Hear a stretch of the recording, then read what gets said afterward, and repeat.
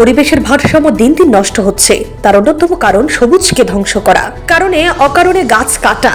পরিবেশের ভারসাম্যকে টিকিয়ে রাখতে হলে গাছ লাগানো তথা বৃক্ষরোপণ খুবই জরুরি। আগরতলা মেহার কালীবাড়ি এলাকায় বৃক্ষরোপণের সূচনা করে এমনটাই বললেন আগরতলা পৌর নিগমের মেয়র দীপক মজুমদার।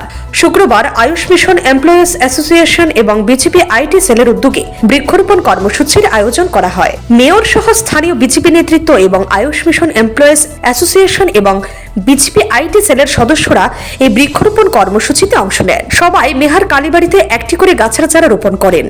তাদের এই উদ্যোগকে সাধুবাদ জানান মেয়র। তিনি এক প্রতিক্রিয়ায় বলেন, পরিবেশের ভারসাম্যকে টিকিয়ে রাখতে হলে গাছ লাগানো তথা বৃক্ষরোপণ খুবই জরুরি।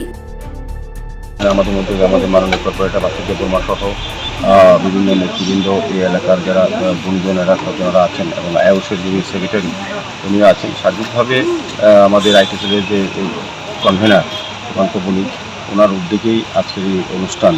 মেনলি হচ্ছে বৃক্ষরোপণ। আমরা জানি যে বৃক্ষ আমাদের জীবনে, গাছ আমাদের জীবনে অত্যন্ত প্রয়োজনীয় সমস্ত ক্ষেত্রে, এবং বিশেষ করে পরিবেশের ভারসাম্য রক্ষা করার ক্ষেত্রে গাছের একটা বিশেষ অবদান আছে। গাছ থেকে আমরা সেই অক্সিজেন গ্রহণ করতে পারি, সুস্থ করতে, এবং আগামী প্রজন্ম যাতে এই পৃথিবীতে ভালোভাবে থাকতে পারে তার উদ্দেশ্যে কিন্তু এই বৃক্ষরোপণ অনুষ্ঠান।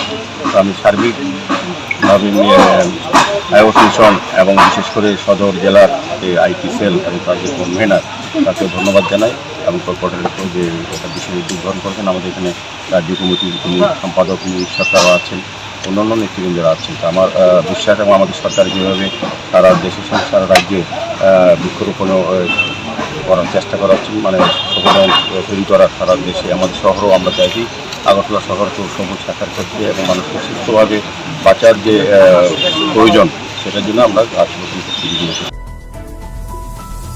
Bureau report, CNE TV.